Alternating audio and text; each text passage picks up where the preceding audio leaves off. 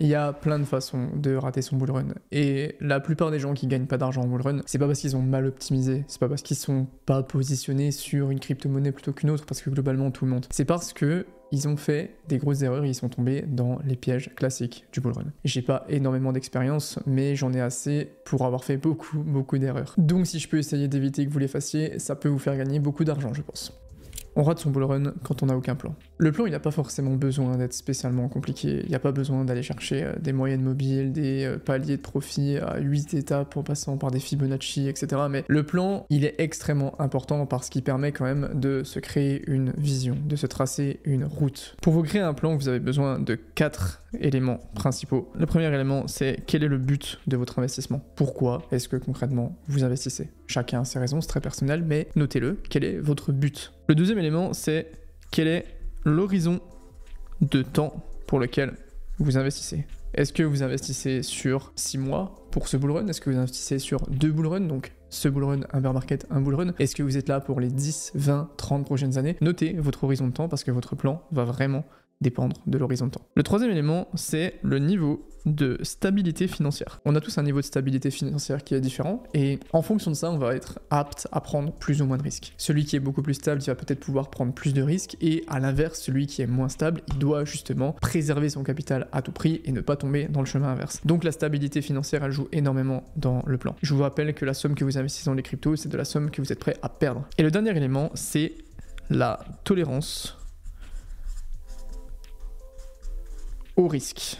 Ça, il y a un truc qui est intéressant là-dessus, c'est qu'ils ont fait une étude où ils posaient un formulaire à des gens, où ils leur demandaient d'auto-évaluer leur propre tolérance au risque. Quel risque ils pensent qu'ils sont prêts à prendre concrètement. Et après, ils ont créé un autre formulaire qui est un formulaire qui permet de déterminer la vraie tolérance au risque. Le risque qu'ils sont vraiment prêts à prendre. Et on s'est rendu compte qu'il y avait une grosse différence entre le risque que les gens croyaient être prêts à prendre littéralement et le vrai risque qu'ils pouvaient prendre. La tolérance au risque et le fait de comprendre sa tolérance au risque, c'est extrêmement important parce que ça vous permet en amont de savoir dans quel type de crypto vous allez rentrer, de savoir quel va être votre objectif, de savoir quel va être votre plan pour y arriver, votre stratégie, vos paliers, etc. Si vous êtes quelqu'un qui est assez réticent au risque, vous n'allez pas vous positionner sur des altcoins low cap parce que tout simplement vous allez paniquer à la moindre correction. Donc la tolérance au risque, elle est extrêmement importante. Pour vous créer votre plan, demandez-vous quel est votre but, votre horizon de temps, votre stabilité financière et votre tolérance au risque. Ensuite, avoir un plan, c'est répondre à des questions. La première question, c'est qu'est-ce que j'attends concrètement de ce bull run? Pourquoi concrètement est-ce que je suis dans les crypto-monnaies et qu'est-ce que j'aimerais en tirer? La deuxième notion, c'est avec quelle somme est-ce que je sors concrètement et complètement du marché des crypto-monnaies, peu importe quand on est dans le cycle, si on est au début ou à la fin. On a tous une somme à partir de laquelle on se dit là c'est assez et je suis pas spécialement à l'aise de la perdre, c'est le moment où je sors. Essayez d'élucider cette somme-là. Ensuite, demandez-vous quel est votre profil d'investisseur. Est-ce que vous êtes plutôt un profil safe, un profil modéré, un profil un peu plus agressif? Quel est votre profil d'investisseur et qu'est-ce que vous recherchez dans les crypto-monnaies? Donc ça va être forcément très lié à votre tolérance au risque et évidemment vous avez déjà fait le formulaire que j'ai mis dans la description qui permet de mesurer votre profil d'investisseur. Ensuite, demandez-vous quelle est votre stratégie pour y arriver. Est-ce que vous allez faire du DCA? Est-ce que vous allez vendre par palier? Est-ce que vous allez vendre à certains indicateurs? On va y revenir, mais quelle est votre stratégie concrètement pour y arriver? Et la dernière question, c'est que faire des profits? Qu'est-ce que vous allez faire de vos profits? Est-ce que vous allez les sortir pour de l'épargne, pour vos enfants, peu importe, ou est-ce que vous allez les garder pour le prochain bear market? Demandez-vous ces questions-là, essayez de noter sur un plan, notez quel est votre but, votre horizon de temps, votre stabilité, votre tolérance au risque, et ensuite répondez juste à cette question. Qu'est-ce que j'attends? Quelle somme à partir de laquelle je sors? Quel est mon profil d'investisseur? Quelle est ma stratégie pour y arriver? Et qu'est-ce que je vais faire des profits? Plan très simple, ça vous prend 10 minutes, et vous allez déjà avoir une vision beaucoup plus claire de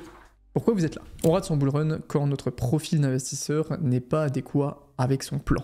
Imaginez le profil d'un gars classique, c'est un investisseur plutôt safe. D'accord? Lui, son objectif, c'est vraiment la protection. Il veut protéger son capital à tout prix et il n'a pas forcément d'heures à allouer aux cryptos. Il a 2 plans différents qu'il va pouvoir mettre en place. Le premier plan, c'est 80% dans Ether, Bitcoin, le reste dans des grosses caps et il va vendre à partir du moment où son portefeuille arrive à 50% de profit.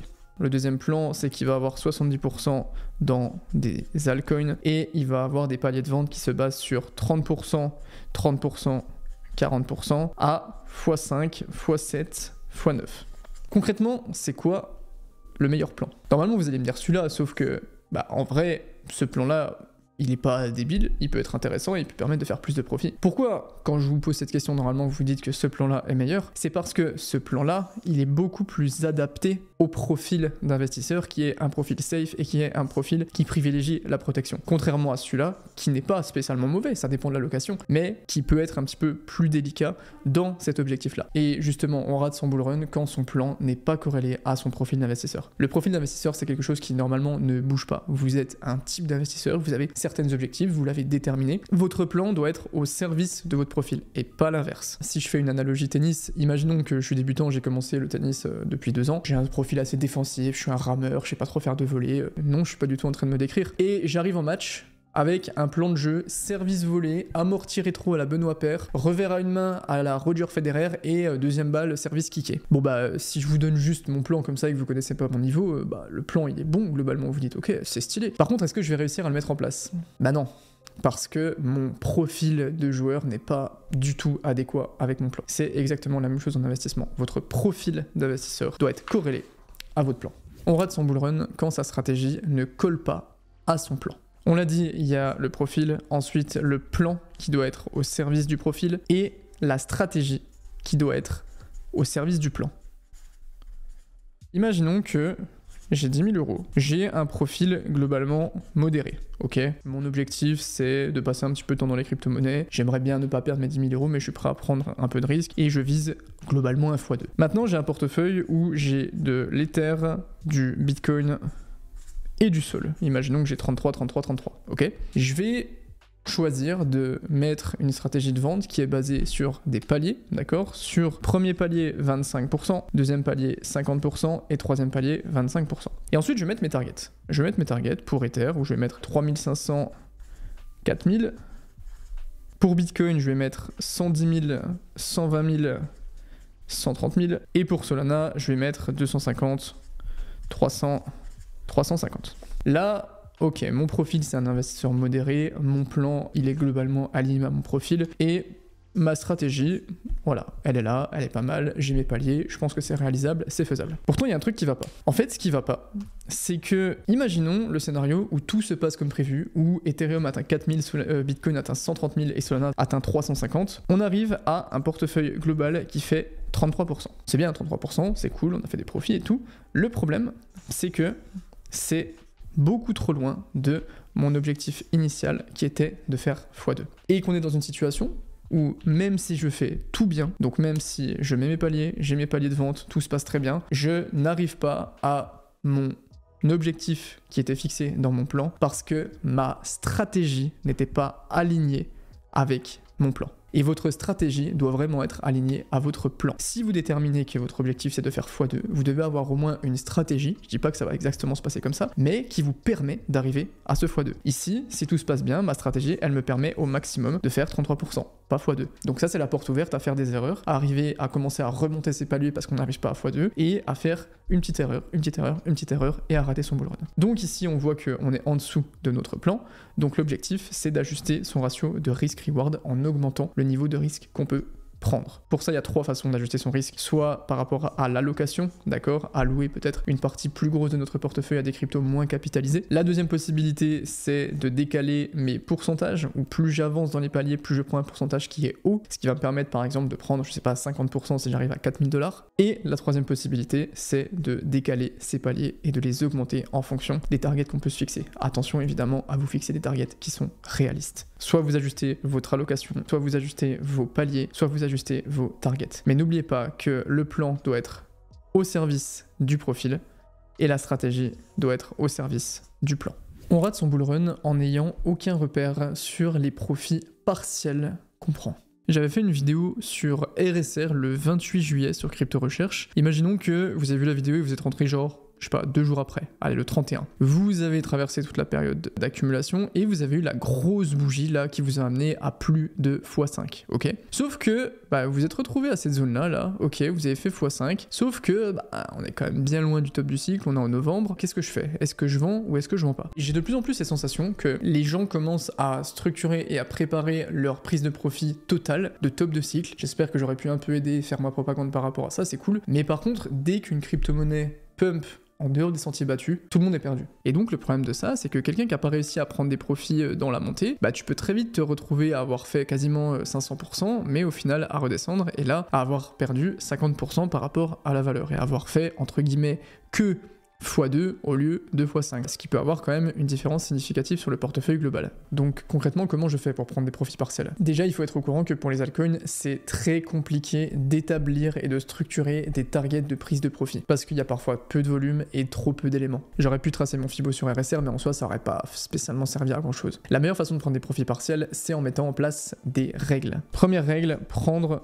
des profits sur les grosses bougies vertes. D'accord? Les grosses bougies vertes, c'est souvent dû à des news, c'est souvent dû à des weights qui rentrent sur le marché. Il y a toujours une correction à partir du moment où on a une grosse bougie. Sur RSR, on a une très grosse bougie verte, prenez des profits. Ensuite, on prend des profits partiels quand on peut rembourser sa mise de départ. Ça, 90% des gens vont pas le faire, mais rembourser votre mise de départ, c'est extrêmement important. Ça permet d'être beaucoup plus relâché émotionnellement et de faire des meilleures décisions. Ensuite, le troisième élément, c'est tout simplement de suivre son plan et de vendre au palier qu'on a fixé dans notre plan. On fixe ses paliers en fonction de son plan.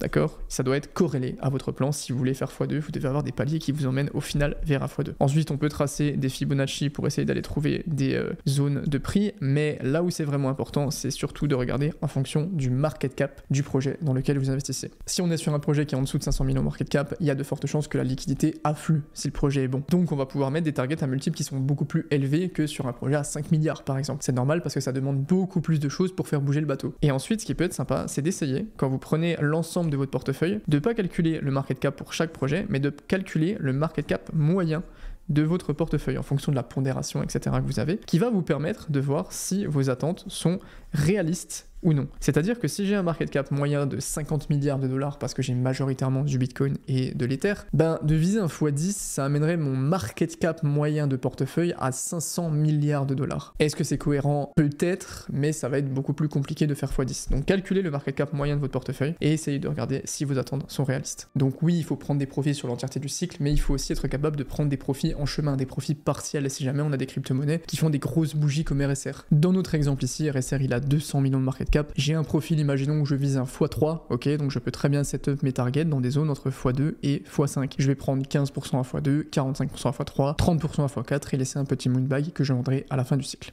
On rate son bullrun en n'ayant aucun repère sur le moment où l'on sort du marché. Il y a une question que j'aime bien poser quand je fais des accompagnements, c'est imaginons que là, on est en avril, t'as structuré ta stratégie, t'as mis tes paliers de prix, il y en a qui sont passés, mais il y en a aussi qui sont pas passés, et tu commences à te rendre compte que bah, le marché surchauffe, Bitcoin est à 140 000 par exemple, mais il y a certains paliers qui n'ont pas été atteints. Si on fait rien, il y a de fortes chances qu'on commence à se manger le bear market. Donc, concrètement, qu'est-ce qu'on fait dans ce type de situation? En général, la réponse est soit je sais pas trop, soit je vends. Et si la réponse c'est je vends, je dis ok, mais concrètement, c'est quoi l'élément déclencheur qui fait que tu vends? Est-ce que c'est une bougie rouge? Est-ce que c'est une bougie verte? Est-ce que c'est un prix de Bitcoin? Est-ce que c'est ton portefeuille qui arrive à un prix? Quand est-ce que concrètement tu vends? Pour prendre ses profits en top de cycle, c'est un mélange de deux éléments principaux. Le premier élément, c'est il va falloir regarder des indicateurs, des datas très mathématiques qui vont nous permettre de voir un petit peu si le marché commence à surchauffer pour essayer non pas de détecter le top de Bitcoin, parce que c'est très très compliqué, voire impossible, mais plutôt de détecter la zone pendant laquelle Bitcoin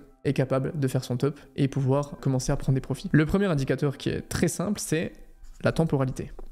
Forcément, la plupart du temps, il y a énormément de mouvements qui se font en mars, avril, mai. Ça veut pas dire que c'est le top de marché, puisque ça fait 2 fois que le top de marché est en fin d'année, mais la temporalité joue aussi beaucoup. Ensuite, vous avez des indicateurs très concrets comme le MVRV Z-Score, le Pull Multiple, le RSI, Monthly.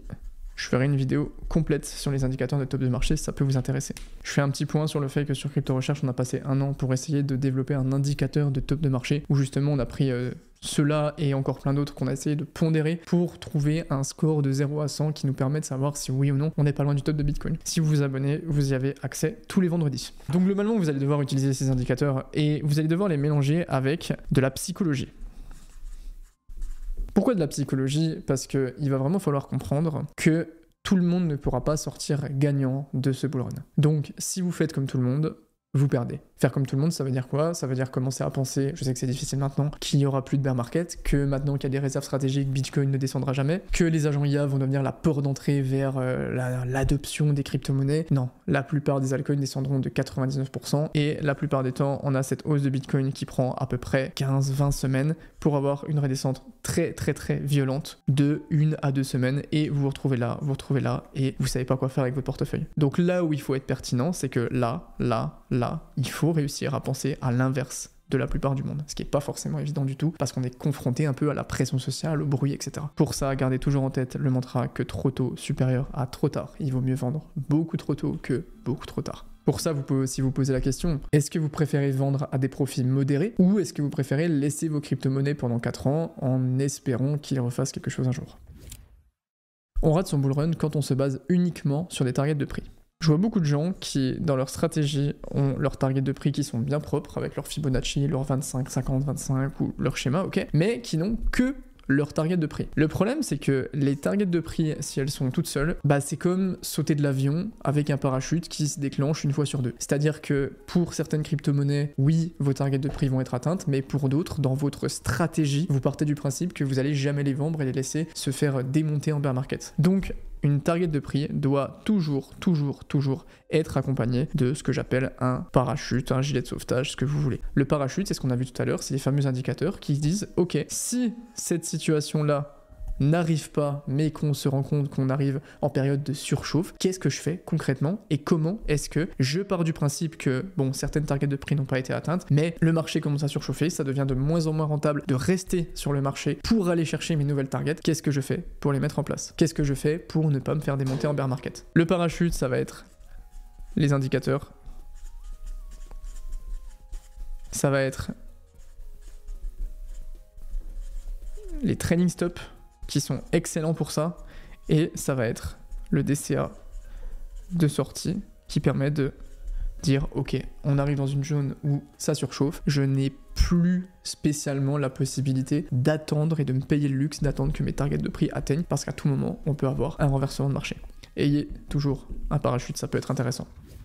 On rate son bull run en se diversifiant beaucoup trop. Dans l'écosystème dans lequel on est, avec le nombre de créateurs qu'il y a dans toutes les langues, etc., on est poussé à vouloir toujours la nouvelle crypto, le nouveau projet, la ligne à rajouter. Et du coup, il y a une sorte de cercle vicieux où les gens demandent, donc les créateurs savent que s'ils veulent faire des vues, il faut parler d'une nouvelle crypto tout le temps. Et vu que les gens voient plein de créateurs qui parlent de nouvelles cryptos tout le temps, ils se disent ok, il faut que j'aille là-bas. Donc il y a ce cercle vicieux qui se met en place, qui fait que la plupart des gens ne sont pas diversifiés, ils sont dispersés. La vérité, c'est que si vous avez plus de 50 crypto-monnaies dans votre portefeuille, vous n'êtes pas diversifié, vous êtes dispersé. On arrive à un stade où les gens veulent tellement la nouvelle altcoin que je reçois même des messages comme quoi je parle tout le temps des mêmes crypto-monnaies. Sauf que c'est normal dans le sens où une thèse ne se réalise pas en 1 semaine, en 2 semaines, parfois en 1 mois. Ça prend du temps. On rate son bull run en se diversifiant beaucoup trop. Donc ce que vous pouvez faire, c'est que vous pouvez commencer à dégager ce que j'appelle les crypto-monnaies parasites. Une crypto-monnaie parasite, c'est une crypto-monnaie qui soit n'est pas monitorée, d'accord, que vous gérez pas. Dans tous les cas, vous allez la laisser dans votre MetaMask sur Arbitrum, vous n'avez pas de target de prix, au final vous n'allez pas voir quand elle fait son ATH et vous n'allez pas la vendre, donc vendez-la, dégagez-la. Soit c'est une crypto-monnaie qui ne rentre pas dans votre stratégie,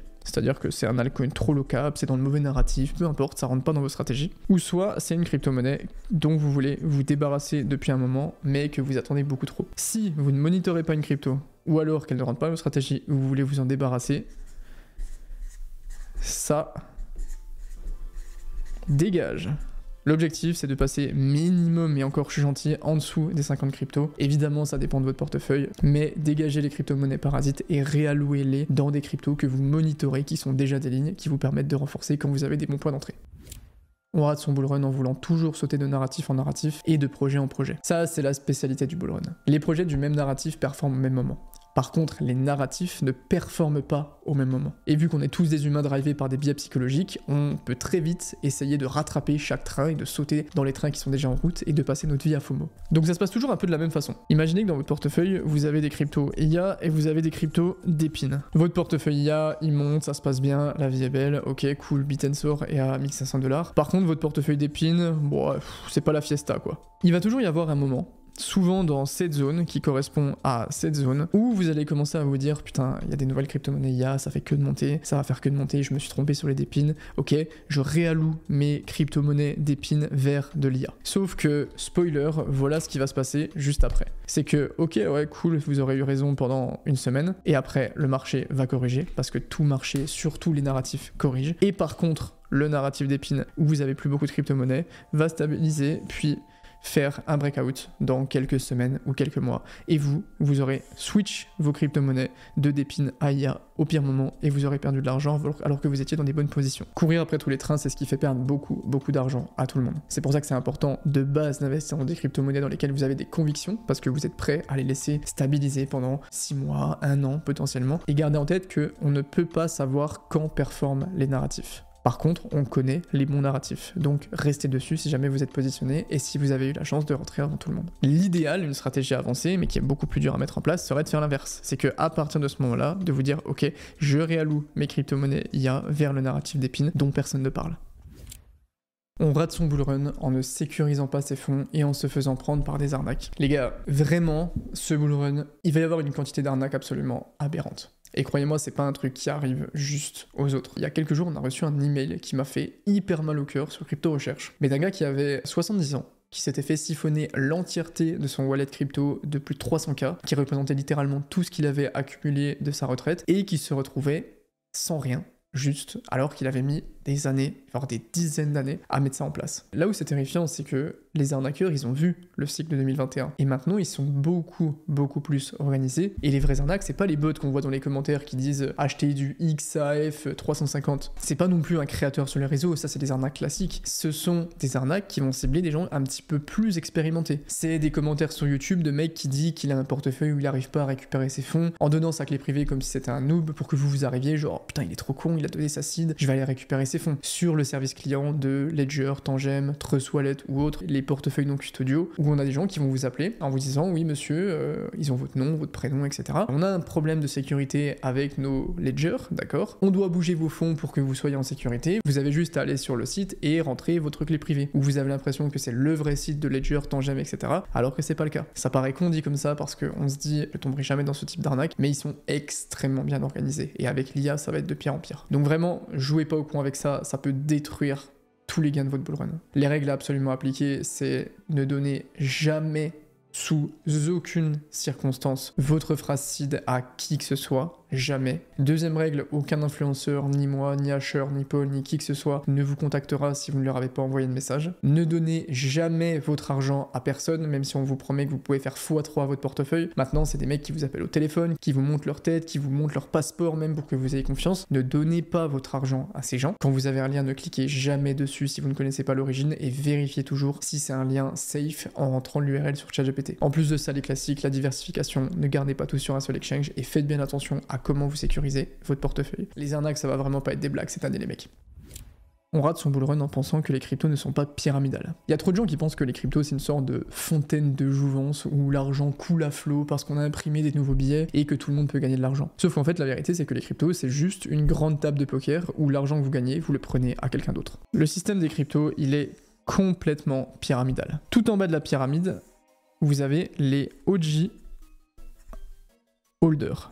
C'est-à-dire les mecs qui ont acheté du Bitcoin entre 2010 et 2015, qui n'ont pas forcément vendu ou même après, et qui conservent leur bague tranquillement parce qu'ils ont eu des prix d'achat incroyables. Ensuite, vous avez les acheteurs de bear market. C'est-à-dire les mecs qui sont positionnés en bear market à Bitcoin quand il était à 15, 16, 17, 20 000 dollars et qui ont encore des bonnes positions, ils sont en x5 et dès qu'on arrivera à un certain montant, ils vont commencer à vendre tranquillement. Juste au-dessus, on a les acheteurs post-halving. Les acheteurs post-halving, donc ceux qui se sont positionnés quand le halving a eu lieu, à des prix d'entrée qui étaient intéressants, qui ont eu toute la période d'accumulation, mais qui ne sont pas non plus rentrés en bear market. Ensuite, on a les acheteurs de bull run, donc les gens qui sont rentrés en bull run en fin 2024, début 2025. Et juste au-dessus, on a les acheteurs d'ATH. Ce qu'il faut vraiment comprendre, c'est que eux payent eux, eux payent eux, eux payent eux, et eux payent eux. Les crypto-monnaies sont un système pyramidal où si on gagne de l'argent, il y a des gens qui en ont perdu. Et ça, il faut vraiment le prendre en compte parce que c'est extrêmement important. Donc la réalité, c'est que si vous faites partie de cette zone-là et que vous avez des profits, prenez des profits avant qu'ils se déversent pour tous ceux qui sont en dessous parce que ça va arriver, croyez-moi. Il y a aussi un autre système de pyramide beaucoup plus simple. Ma pyramide est catastrophique, on est sur un triangle rectangle. C'est en dessous les VC, les instits et les whales, ce qu'on pourrait globalement appeler la smart money, et au-dessus, les retails, les investisseurs particuliers comme vous et moi. Si on fait partie de cette zone, croyez-moi, il y a des gens ici, qui n'ont qu'un objectif, c'est que l'argent fasse de là à là. Donc encore une fois, si vous faites des profits, sécurisez-les parce que c'est extrêmement important.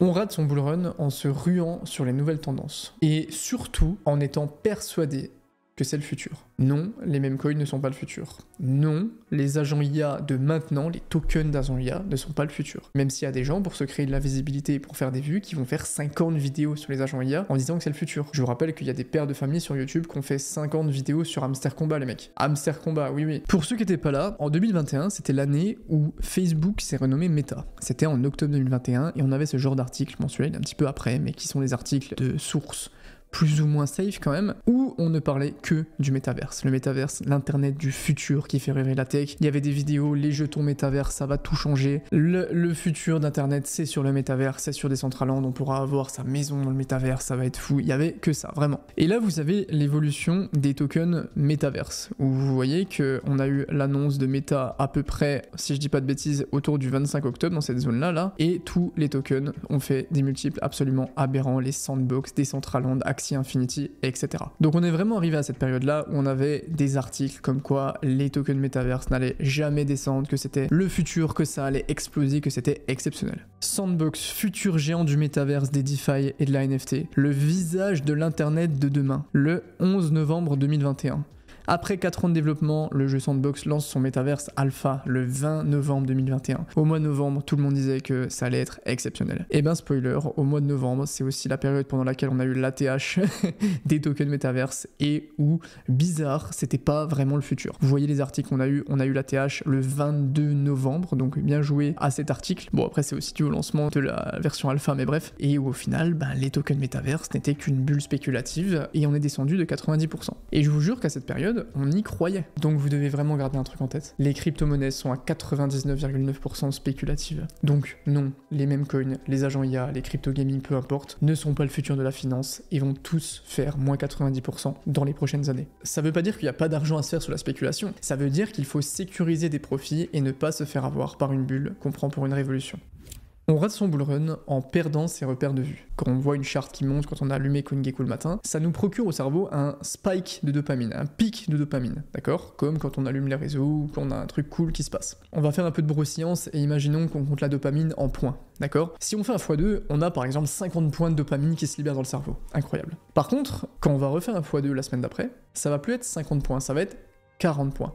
Quand on va refaire un x2, ça va être 30 points. Pourquoi ? Parce qu'on a développé une sorte d'accoutumance, où le gain ne crée plus autant de satisfaction, puisque le seuil a été augmenté. Donc pour retourner au niveau de 50 points de dopamine, il faudra cette fois plus faire un x2, parce qu'on s'est habitué, mais il va falloir faire un x4, pour avoir exactement le même niveau de plaisir. Donc on a une accoutumance dans le gain. En plus de ça, l'espérance de gain procure aussi des spikes de dopamine. Quand on achète une crypto, on se sent bien, parce qu'on commence à projeter les gains qu'on va faire. Sauf qu'au début, on projette un x2, mais on se crée aussi un socle dans la projection. La projection d'un x2 rapporte 50 points. Mais la fois d'après, la projection d'un x2 ne rapportera pas 50 points. Et il faudra projeter un x4, un x8. Donc on va acheter des crypto-monnaies en espérant faire des plus gros multiples, et on va avoir une satisfaction que quand on fera des multiples encore plus gros. Et c'est là que ça devient très dangereux. C'est extrêmement important de garder ses repères, de poser ses ordres, et de ne pas se faire avoir par le fait que on est drivé par nos hormones et qu'il y a des mécanismes de l'addiction qui se font aussi dans nos stratégies d'investissement.